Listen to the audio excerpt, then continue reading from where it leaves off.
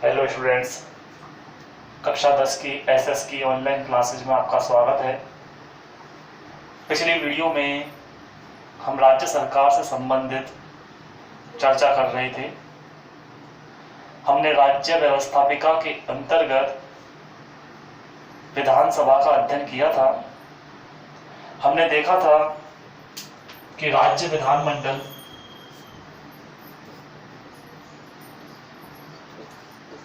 को दो भागों में बांटा जाता है, एक विधानसभा और दूसरा विधान परिषद। देश के कुछ ही राज्य ऐसे हैं जहां पर विधान परिषद है, अर्थात व्यवस्था द्विसदनात्मक है। अन्यथा देश के तमाम राज्यों के अंतर्गत एक सदनात्मक व्यवस्था ही पाई जाती है, अर्थात विधानसभा ही मुख्य रूप से कानूनों के निर्माण का कार्य करती है। तो आज हम जो चर्चा करने जा रहे हैं वो विधानसभा के कार्यों की चर्चा करेंगे, इसकी शक्तियों का अध्ययन करेंगे कि विधानसभा आखिर क्या कार्य करती है। जैसा मोटे तौर पर हमने देखा था, विधानसभा या कह सकते हैं विधानमंडल का जो मुख्य कार्य होता है वो कानूनों का निर्माण करना ही होता है, लेकिन फिर भी उसके साथ कुछ और भी शक्तियां हैं जो विधानसभा के पास उपलब्ध है। उन्हीं में से हम चर्चा करते हैं। सबसे पहली शक्ति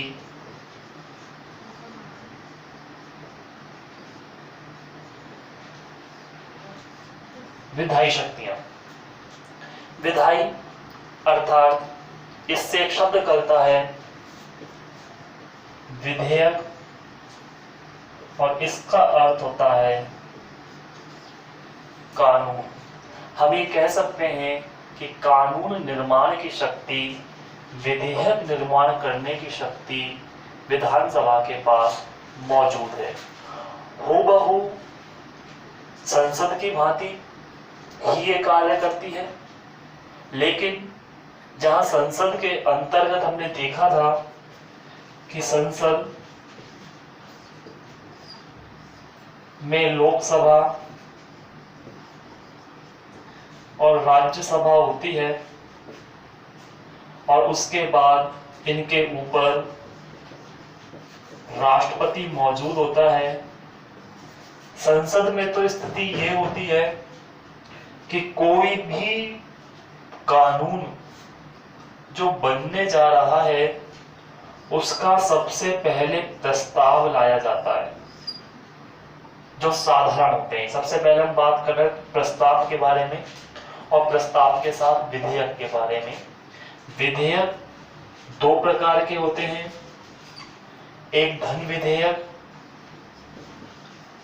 दूसरा साधारण विधेयक।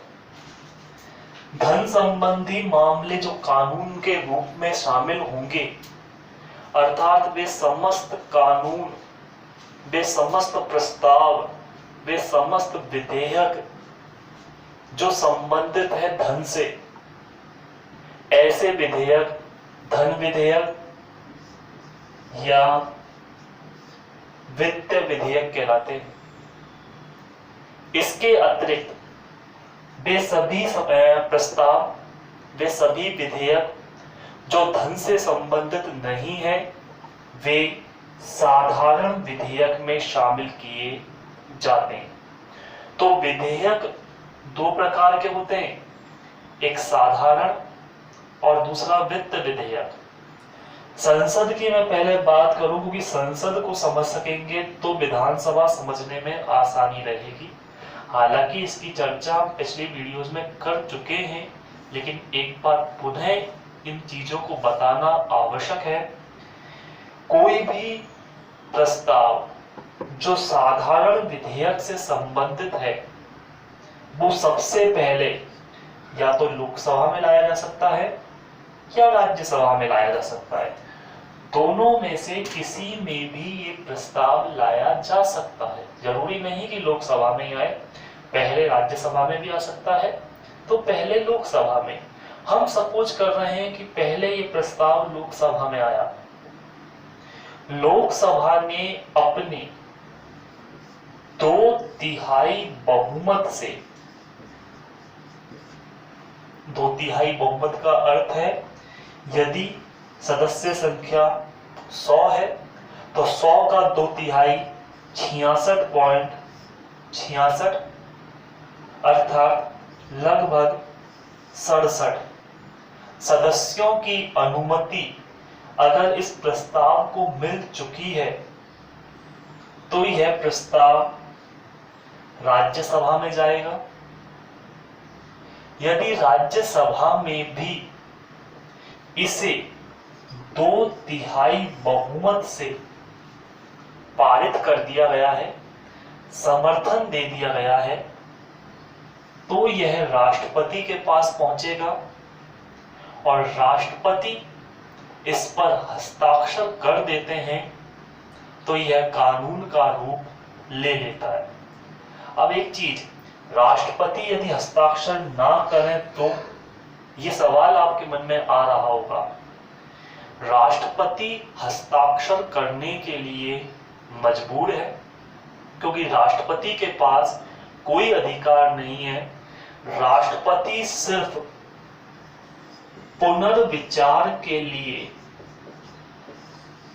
इस प्रस्ताव को इनके पास भेज सकते हैं कि आप एक बार जांच कर लीजिए, इसमें ये गलतियां हैं, इसमें इन संशोधन की आवश्यकता है। राष्ट्रपति सिर्फ सलाह दे सकते हैं। अगर इन्हें वो सलाह पसंद आती है तो ये बदलाव कर सकते हैं और अगर ये बदलाव करना नहीं चाहते तो ये अपने प्रस्ताव को एज इट इज दोबारा राष्ट्रपति के पास भेज सकते हैं। अब राष्ट्रपति मजबूर होंगे, उन्हें हस्ताक्षर करने होंगे और यह प्रस्ताव एक कानून का रूप ले लेता है। तो संसद के अंतर्गत यह प्रक्रिया है कानून के निर्माण की, साधारण विधेयक से संबंधित है। और अगर वित्त विधेयक से संबंधित है तो भी यही प्रक्रिया होगी, बस अंतर इतना सा हो जाएगा कि जहां साधारण विधेयक पहले राज्यसभा में भी लाया जा सकता है या लोकसभा में भी, लेकिन वित्त विधेयक जो आएगा वो सबसे पहले लोकसभा में ही लाया जाएगा। ये सबसे बड़ी बात है। उसके बाद वही राज्यसभा के पास भेजा जाएगा और फिर राष्ट्रपति के पास हस्ताक्षर करने के लिए उस प्रस्ताव को भेजा जाता है। तो संसद की एक सामान्य प्रक्रिया हमने ये देखी थी। विधानसभा की भी यही प्रक्रिया है, राज्यों के अंतर्गत कानून बनाने की यही प्रक्रिया है। लेकिन यहां थोड़ा सा अंतर आ जाता है।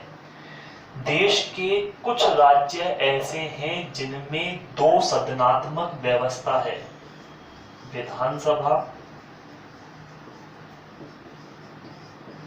विधान परिषद और फिर राज्यपाल। उसी तरह समझ सकते हैं जैसे लोकसभा, राज्यसभा और राष्ट्रपति। लेकिन कुछ राज्य को छोड़कर तमाम राज्यों में तो ये है ही नहीं, सिर्फ एक सदनात्मक व्यवस्था है, विधानसभा। तो यहां कानून कैसे बनते हैं? यहां कानून सबसे पहले जब बनाए जाते हैं तो प्रस्ताव लाया जाता है विधानसभा में। यह प्रस्ताव यदि 2/3 बहुमत से पारित हो जाता है तो इसे राज्यपाल के पास हस्ताक्षर करने के लिए भेज दिए जाते हैं। राज्यपाल हस्ताक्षर करेंगे और प्रस्ताव कानून का रूप ले लेगा।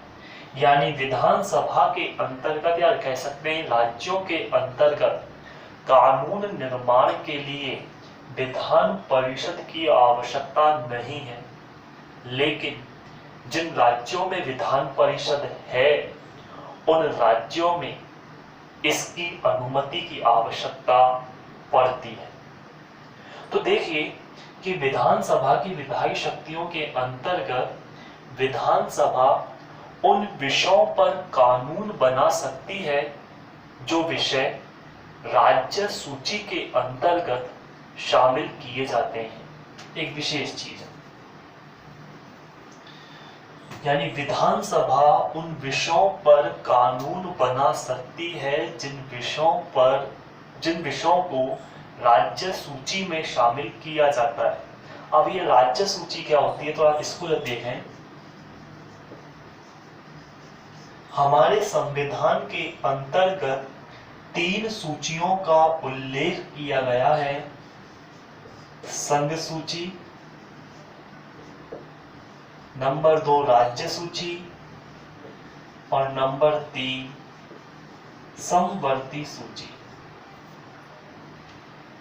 ये कुछ लिस्ट है, इसको अंग्रेजी में अपन ये बोल सकते हैं, सामान्य समझ सकते हैं कि लिस्ट बनाई गई है और उस लिस्ट के अंतर्गत कुछ टॉपिक्स डाले गए हैं, कुछ विषय, कुछ बिंदु लिखे गए हैं। उन विषयों पर कानून बनाने का अधिकार अलग अलग सरकारों को दिया गया है ताकि सरकारों के मध्य कोई विवाद की स्थिति उत्पन्न ना हो। संघ सूची के अंतर्गत जो विषय शामिल किए गए हैं उन पर कानून बनाने का अधिकार सिर्फ और सिर्फ केंद्र सरकार को ही होता है। उन विषयों पर राज्य सरकारें दखल अंदाजी नहीं दे सकती। यानी वे विषय जिन पर कानून बनाने का अधिकार सिर्फ केंद्र सरकार के पास है, जैसे अगर हम बात करें आतंकवाद, क्योंकि आतंकवाद एक ऐसा मुद्दा है जो किसी एक राज्य का नहीं है, किसी एक शहर का नहीं है, अपितु ये पूरे देश का मुद्दा है। ऐसे में आतंकवाद पर यदि कोई कानून बनाया जाएगा या कोई एक्शन लिया जाएगा तो ये अधिकार होगा केंद्र सरकार का। राज्य सूची, राज्य सूची के अंतर्गत जो विषय शामिल किए गए हैं उन विषयों पर कानून बनाने का अधिकार राज्य सरकार को होता है। केंद्र सरकार इसमें दखलंदाजी नहीं करती। जैसे पुलिस, आपने देखा होगा प्रत्येक राज्य की पुलिस अलग अलग होती है। Rajasthan police, Maharashtra police, Haryana police, Punjab police, क्योंकि पुलिस जो शामिल की गई है वो राज्य सूची में शामिल की गई है। जबकि सेना को अगर देखा जाए, सेना किसी राज्य की नहीं होती कि राजस्थान सेना, हरियाणा सेना, पंजाब सेना, वहां आता है भारतीय सेना। क्योंकि सेना को जो शामिल किया गया है वो संघ सूची में शामिल किया गया है और पुलिस को जो शामिल किया गया है वो राज्य सूची में शामिल किया गया है। तीसरा आता है समवर्ती सूची। समवर्ती समान रूपी नाम है। इस सूची में वे विषय शामिल किए गए हैं जिन पर कानून बनाने का अधिकार केंद्र सरकार और राज्य सरकार दोनों को समान रूप से प्राप्त है। दोनों में से कोई भी कानून बना सकता है। लेकिन विवाद की स्थिति में यदि इन दोनों के मध्य कोई विवाद उत्पन्न हो जाए तो केंद्र सरकार का निर्णय ही सर्वमान्य होगा, राज्य सरकार का निर्णय मान्य नहीं होगा। लेकिन कानून दोनों ही सरकारें बना सकती हैं। जैसे शिक्षा। तो कहने का आशय, कुछ विषय हम जो बात कर रहे थे विधायी शक्तियों की, विधायी शक्तियों के अंतर्गत राज्य विधानसभा उन विषयों पर कानून बना सकती है जिन विषयों को राज्य सूची में शामिल किया गया है।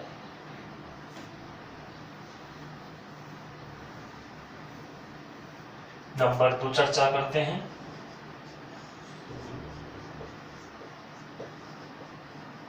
वित्तीय शक्तियां। वित्त का आशय होता है धन, आय व्यय का लेखा जोखा रखना, बजट तैयार करना, जो शामिल होते हैं वो वित्त विधेयक में शामिल होते हैं। जैसे मैंने अभी चर्चा की थी पिछले टॉपिक में ही कि वे सभी कानून जो धन से संबंधित हैं, ऐसे कानूनों को वित्त विधेयक में शामिल किया जाता है। तो यहाँ पर भी आय व्यय का लेखा जोखा रखना, बजट तैयार करना आदि मामले वित्त में शामिल होते हैं और ये कार्य विधानसभा का ही होता है। देखा होगा आपने, हर वर्ष हमारे राज्य का बजट तैयार होता है, देश का बजट तैयार होता है, राज्य सरकारें घोषणा करती हैं क्या सस्ता होगा, क्या महंगा होगा, किस वर्ग के लिए लाभ दिया गया है, किसको कम लाभ, किसको अधिक लाभ, ऐसी तमाम चीजें, कितना रुपया आएगा, कितना रुपया जाएगा, ऐसी पूरी तमाम चीजें जो शामिल की जाती हैं वो वित्तीय शक्तियों में ही शामिल की जाती हैं। यानी राज्य विधानसभा बजट का निर्माण करती है। नंबर 3, संविधान संशोधन संबंधी शक्ति। इस लाइन को देखकर आप समझ पा रहे हो गए कि विधानसभा संविधान में संशोधन कर सकती है। लिखा है मैंने, संविधान संशोधन संबंधी शक्ति, यानी विधानसभा संविधान में संशोधन कर सकती है, नहीं। ये विशेष ध्यान रखें, विधानसभा संविधान में संशोधन नहीं कर सकती, ना विधानसभा और ना ही विधान परिषद। केंद्र सरकार यानी संसद के पास ही ये अधिकार है कि वह संविधान में संशोधन करे। विधानसभा तो सिर्फ अपना समर्थन या अस्वीकृति प्रदान करेगी, यानी या तो समर्थन देगी उसे या उसे स्वीकृति प्रदान नहीं करेगी। इसके अलावा विधानसभा के पास कोई और अधिकार नहीं है। ऐसा नहीं है कि विधानसभा स्वयं कानूनों में बदलाव कर दे, संविधान में बदलाव कर दे। विधानसभा के पास सिर्फ संविधान संशोधन संबंधी कानूनों को अपनी सहमति या असहमति देने का ही अधिकार है। इसके अलावा निर्वाचन संबंधी शक्ति। विधानसभा के पास एक विशेष अधिकार यह भी है कि विधानसभा के मेंबर राष्ट्रपति के चुनाव में हिस्सा लेते हैं। हमने राष्ट्रपति टॉपिक को जब देखा था तो राष्ट्रपति की नियुक्ति संबंधी, निर्वाचन संबंधी एक बहुत विशेष प्रणाली हमारे संविधान में रखी गई है, जिसको एकल संक्रमणीय आनुपातिक मत प्रणाली कहा जाता है। और राष्ट्रपति के निर्वाचन में जो हिस्सा लेते हैं वो लोकसभा के मेंबर, लोकसभा के निर्वाचित मेंबर, 2 सदस्य होते हैं, 2 प्रकार के, एक निर्वाचित होते हैं और एक मनोनीत होते हैं।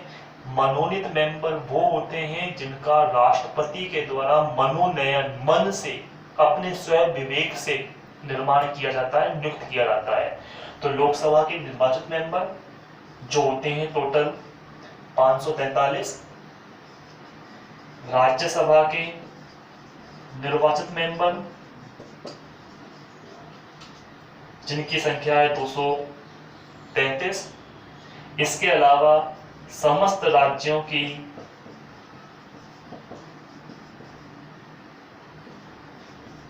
विधानसभा के जो मेंबर हैं,